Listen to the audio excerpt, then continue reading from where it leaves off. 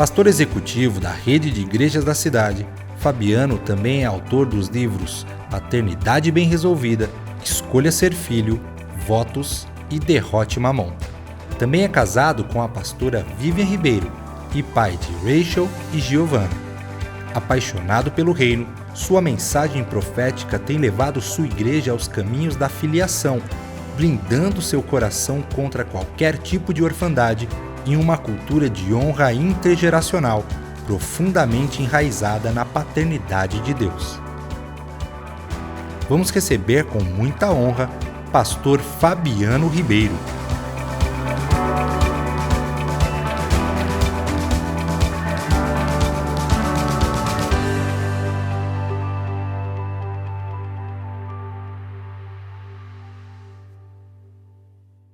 Bom demais estar aqui. Põe a mão no ombro do irmão que está ao seu lado aí. Ore por ele. Está forte demais. Abençoa ele aí. Declara que ele está cheio do Espírito Santo de Deus. Que ele é um catalisador de avivamento. Aleluia.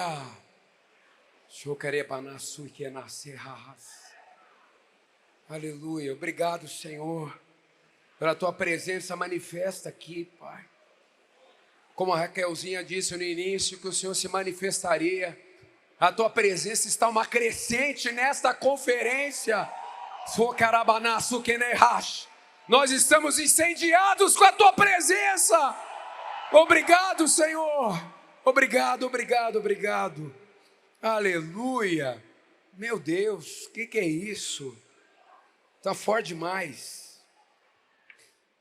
Abra sua Bíblia em Marcos 2, em nome de toda a nossa igreja, mais uma vez, muito obrigado pela sua presença aqui, nos honra muito. E nós celebramos o que você traz do céu. Você não veio só receber, você veio deixar compartilhar a sua unção conosco também. Aleluia. A nossa igreja será ainda melhor depois dessa conferência. Amém? Aleluia. É uma troca. Aleluia. Nós estamos falando do livro Lidere com Isso em Mente, do Craig. Você pode adquirir ali na nossa book, é da nossa editora. Também tem um workbook. Eu, por exemplo, estou estudando com os nossos pastores, os pastores da rede de igrejas da cidade, este material, que é fantástico. E hoje eu vou falar de um dos capítulos que tem tudo a ver com a história dessa igreja também. Aqueles que possuem o isso, eles têm corações focados para fora. Por isso que o pastor Carlito ministrou aqui logo no início da conferência, que nós não terminamos um culto, nós enviamos flechas. Nós não terminamos um culto, nós lançamos flechas. E isso é muito forte na cultura da nossa igreja. Quando ele assumiu em 2000 como pastor líder, nós tivemos uma consultoria, começamos a desenhar um planejamento estratégico e decidimos, ouvindo ao Senhor, qual seria a nossa visão. Ganhar todas as pessoas para Jesus. Essa palavra todas gerou muitas conversas. Depois de muitas conversas e orações, nós decidimos ser uma igreja para alcançar e ganhar todas as pessoas para Jesus. Deixa eu dizer uma coisa. De cada 10 pessoas que saem de outra igreja para a nossa, 10,5 dá problema. Não, vamos dar 20% aí salva. Sabe o que acontece? Você se empolga com uma pessoa que vem de outra igreja e tal. Aí ela apresenta o currículo para você e ela diz, olha, eu estou abrindo mão desse currículo aqui. Eu vou fazer todo o processo. Tal. Quando não vem falando mal da outra igreja, né? Mas tudo bem. Aí você tem os seus processos e tal. Aí muitas delas não são completamente sinceras.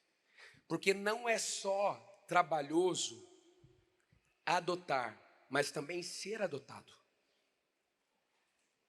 E aí muitas pessoas que vieram dizendo ok para a nova cultura, não se abriram completamente ou não se abrem completamente. E quando você dá exposição, a exposição expõe. Aí essa pessoa, ela revela aquilo que ela nunca deixou. Quantos concordam com essa fala minha aqui? Então, aumente o filtro. A sua especialidade não é cuidar daqueles que vieram de outras igrejas. A sua especialidade é pescar aqueles que não foram alcançados. Uma pessoa nova na fé oxigena todo o ecossistema da igreja. As pessoas falam assim, antigamente, né? Porque agora não tem mais como, né? Mas antes, a porta da igreja da cidade é larga. Não é larga mesmo, para ter um fluxo grande para o envio das pessoas. As pessoas criticavam, dizendo, é muito fácil ser de lá. Não, é larga mesmo, porque essa igreja aqui, esse ambiente aqui, não é o fim. Isso aqui é uma plataforma de envio para Jerusalém, Judeia, Samaria e até os confins da terra. Aí nesse sentido é larga mesmo, para ter fluidez. Lá atrás, nós inventamos um antídoto e a gente exterminou o crente de 3S. Sentado, salvo e satisfeito. Tem um chip aí na sua cadeira, não tem como. Quando você senta nessa cadeira, você sai viciado em ganhar pessoas para Jesus. É forte demais. A nossa igreja, quando o pastor Carlito chegou, eu estou aqui desde Gênesis 4, né? Tenho 49 anos, sempre fui dessa igreja. Nunca fui de outra igreja. Até tem uma fotinho minha pequenininho aí. Põe aí. Olha só. Põe essa foto aí, ó. Olha aí. Com 4 anos de idade, olha eu aí, ó. A nossa igreja na Praça Kennedy. O pessoal fala assim, pastor, você é muito apaixonado pela igreja da cidade. Olha eu aí. Lá atrás de barba, parecendo Beatles, é o Conrado. Né? O Conrado aí, ó. Tem alguns irmãos que estão aqui até hoje. E aí, quando o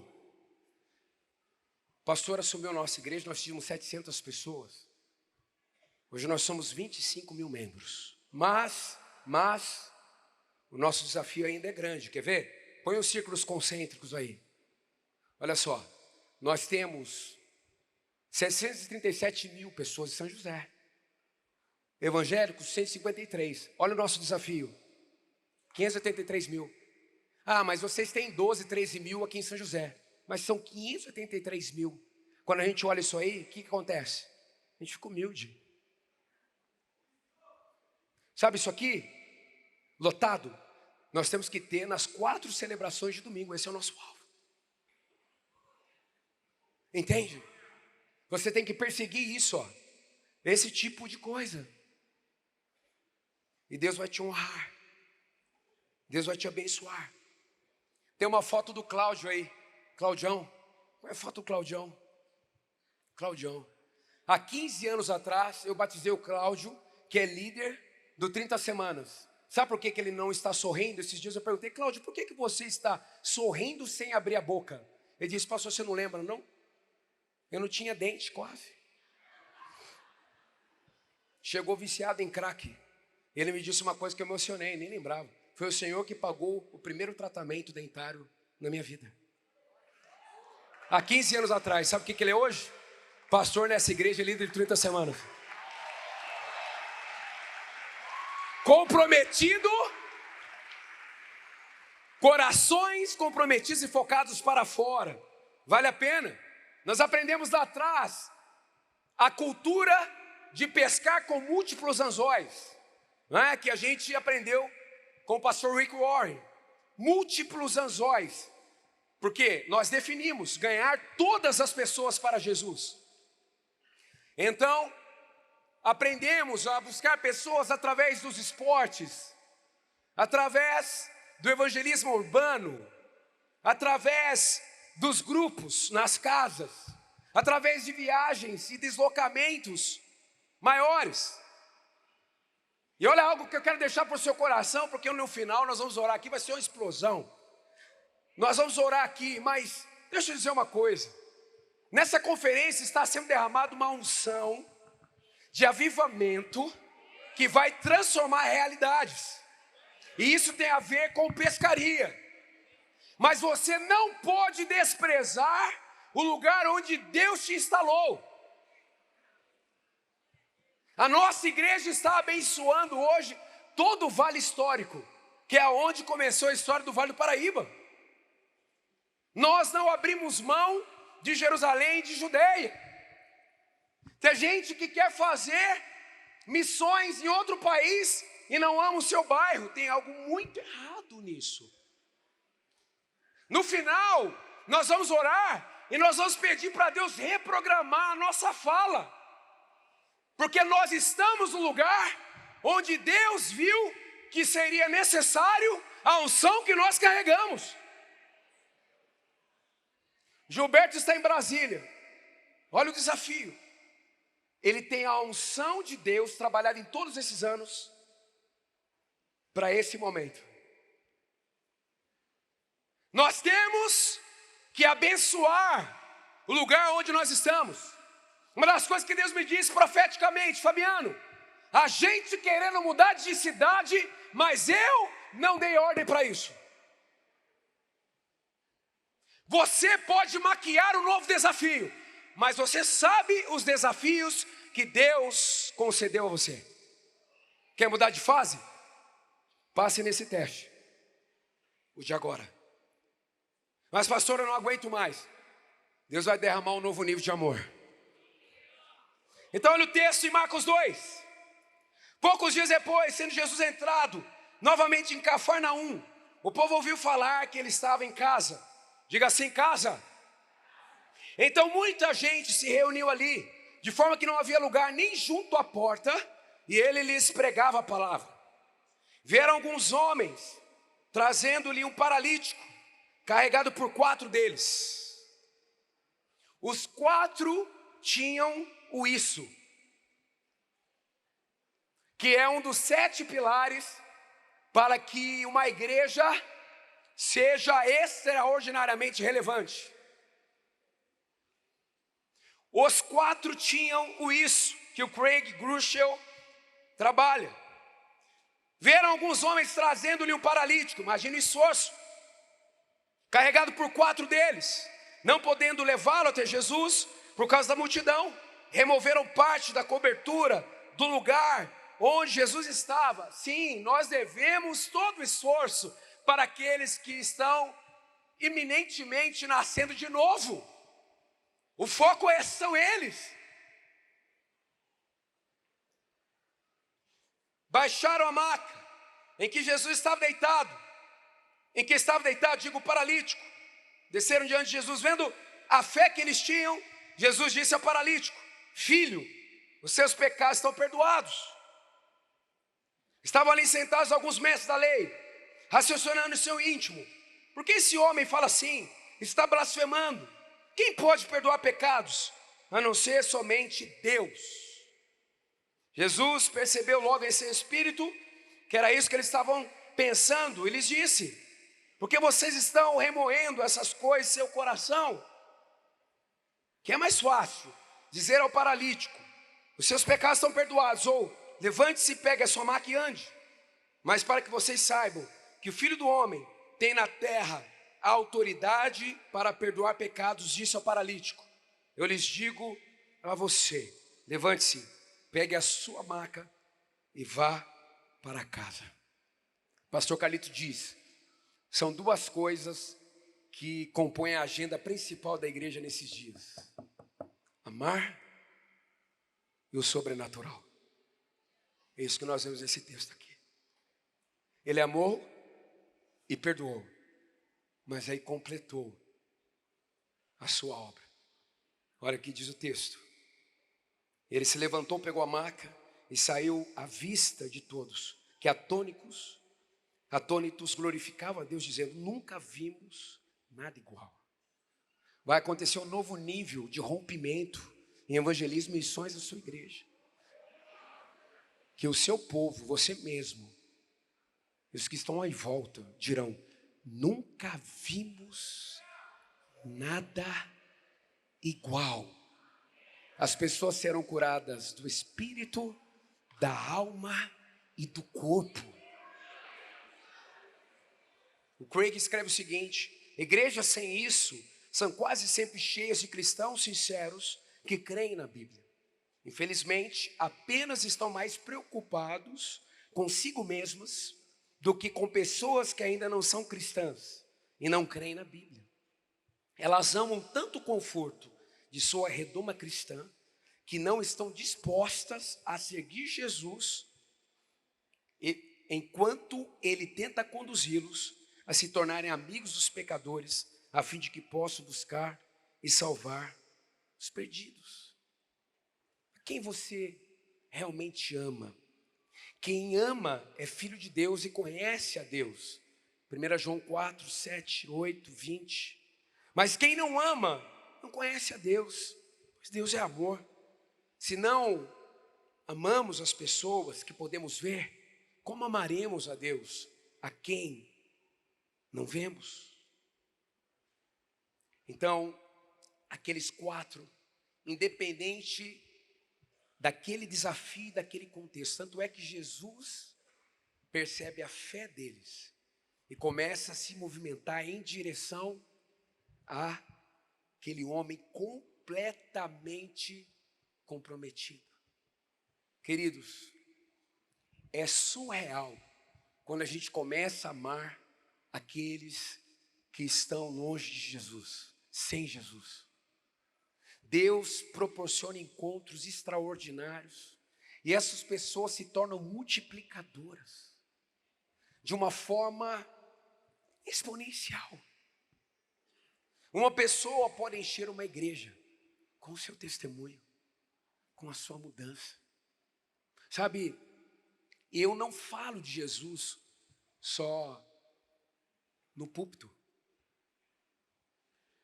Às vezes pregando aqui aos domingos, em uma celebração só, 50 pessoas vêm à frente. Mas isso é trabalho de muitas pessoas. Mas eu preciso ter o meu estilo de vida de evangelismo, dentro de uma cultura sobrenatural e profética. Contei aqui à tarde que a minha filha caiu, bateu a cabeça, ficou no processo todo umas 4, 5 horas no hospital. Quando ela entra para ser atendida, tem uma senhora também que tinha batido a cabeça.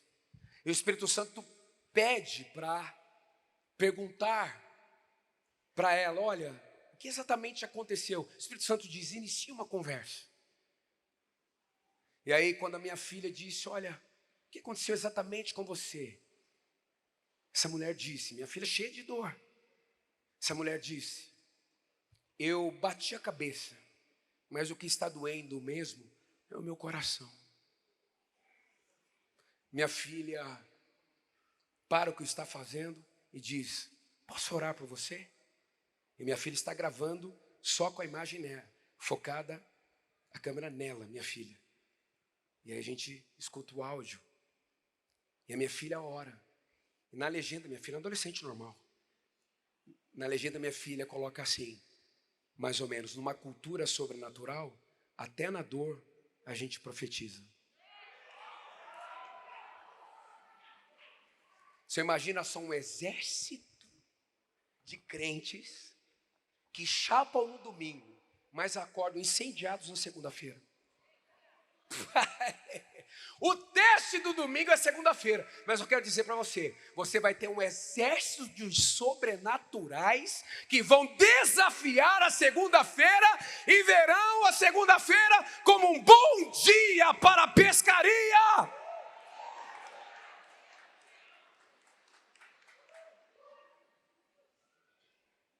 Pastor Carlito diz que o avivamento não é quando o fogo cai, é quando ele se espalha. Eu sou da turma dos mutantes aqui da igreja, os profetas. Aqui, se os profetas ficarem muito tempo no secreto, o apostólico bate na porta. Ei, pessoal, vamos trabalhar? Eu amo andar do lado do pastor Carlito, porque se não fosse ele, pensa num homem que seria assim, esquisito demais. Por isso que todo profeta precisa ter um pai apóstolo. Amém. Pelo menos saiu aqui, verdade. Porque o apostólico, ele impulsiona o profético. Ele não retrai o profético. Ele faz com que o profético tenha foco e direção. Aleluia. Aleluia. Aleluia. 20, ele escreve o seguinte: você está perto de pessoas que estão longe de Deus? Se não está próximo de pessoas que estão longe de Deus, você não está tão perto de Deus quanto imagina. Eu ouvi agora o suspiro até do último da galeria lá. Porque o coração de Deus está sempre com pessoas que estão longe dele. O Ian acabou de voltar do encontro com o John Maxwell, presencial. Sabe o que o Ian me contou? Eu fiquei chocado. Ele disse que o John disse o seguinte: ele foi no velório do amigo dele, amigo íntimo de anos. E ali chorando pelo amigo, Deus falou assim: só tem uma coisa, John, você não falou de Jesus para ele. E o John fez um voto com o Senhor. Pessoalmente, ele vai evangelizar até o fim dos seus dias 200 pessoas por ano. E estava cheio de líderes lá estratégicos. Ele disse: eu quero orar por vocês para esse compartilhamento de unção. A galera, ele vai orar no coletivo. Não, ele orou um por um, compartilhando a unção de evangelista. John Maxwell, esses dias aqui em São Paulo. Quem recebe? Eu recebo. Eu recebo. Gente, vida cristã chata e monótona é uma vida cristã que não olha para fora. A galera de dentro vai te consumir. Traz peixe fresco para dentro do aquário. Até no discipulado cristão, se não tiver o repartir, não há crescimento.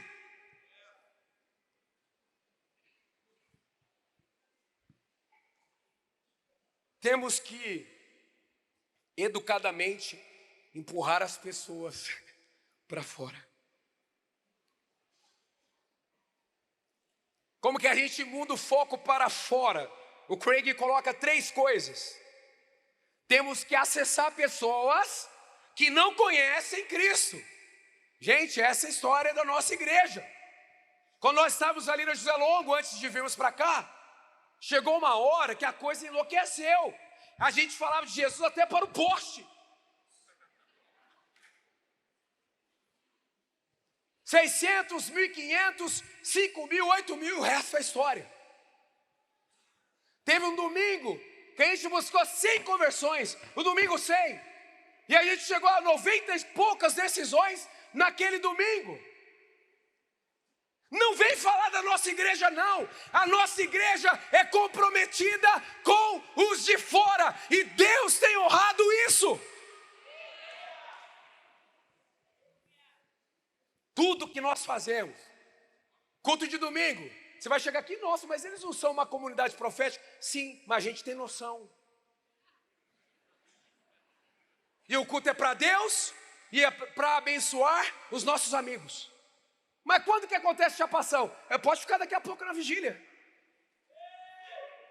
Tem um andar de cima.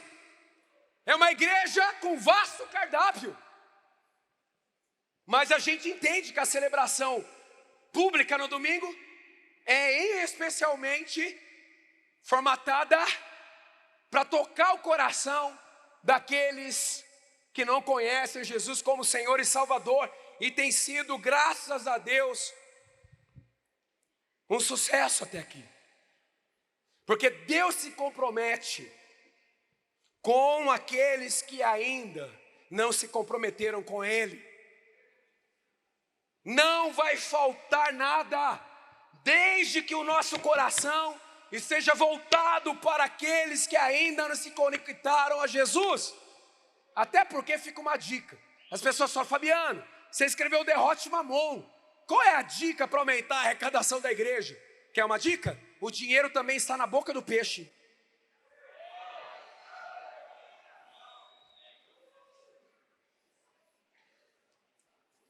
Segundo, uma explicação clara da história do Evangelho.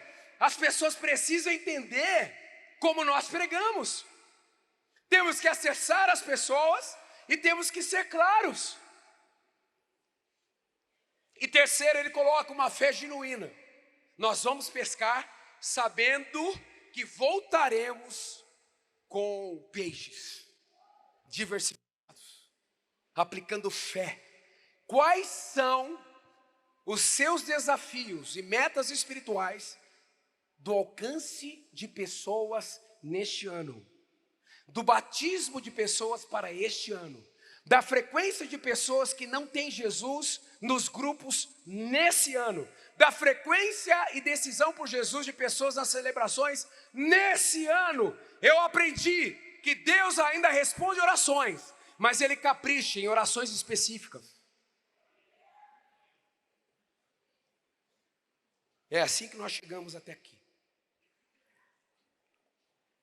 Rick Villadas, do livro A Vida Profundamente Formada. Quem já leu o livro Enraizado? É o best-seller da nossa editora. Deixa eu dizer uma coisa. Esse livro, A Vida Profundamente Formada, é a visão atualizada, amplificada, potencializada do livro Enraizado. É extraordinário. E um dos pilares para enraizar-se profundamente é o compromisso com os de fora.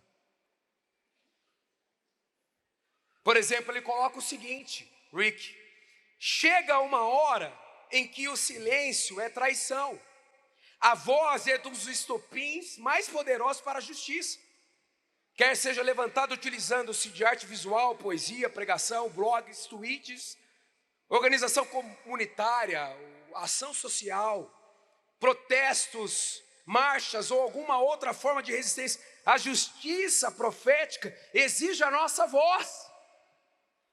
Temos que levar a contrapartida. As pessoas já sabem o que nós somos contra. Nós devemos levar o que nós somos a favor. Temos que mostrar o contraponto, o fluxo do céu, o amor de Jesus, a sua obra. E aí, falando de uma vida integral, rendida, ele diz o seguinte: trabalho, citando Martin Luther King: a vida precisa ser integral, que envolve também ser luz e sal. Aí ele cita, e ele diz assim: se for um varredor de ruas, varra as ruas como Michelangelo pintou quadros, como Shakespeare escreveu poesia, como Beethoven compôs música. Varra as ruas tão bem que todo o exército do céu e da terra terá de parar para dizer: aqui viveu um grande varredor de ruas que executava bem o seu trabalho. Não existe essa questão de departamentos da vida. Ser uma pessoa só. Aonde você for um campo missionário, sua igreja precisa ter essa cultura. E aí, para terminar, o Craig coloca: fator isso. Quando amamos profundamente, o amor nos leva a fazer coisas que não faríamos de outra maneira. Para ter o isso, que é um fator que toda igreja frutífera tem, o isso, precisamos nos preocupar com os que estão longe de Deus. Muitas pessoas não se preocupam. Precisamos reconhecer que nossos amigos precisam desesperadamente de Jesus. Quando nossas igrejas olham para dentro ao invés de para fora, estamos basicamente dizendo aos não crentes: vocês podem mesmo ir para o inferno. Evangelismo é um evento de equipe, e cada um de nós tem um papel a cumprir. Tenha cuidado para não se culpar se alguém rejeitar Cristo. Se o fizer, você pode ser tentado a levar o crédito quando alguém o aceitar. O amor supera qualquer obstáculo. Precisamos estar dispostos a fazer o que for preciso para alcançar pessoas que estão longe de Deus. É necessário ter fé para compartilhar abertamente a história do Evangelho e esperar que as pessoas correspondam. Vamos ficar em pé?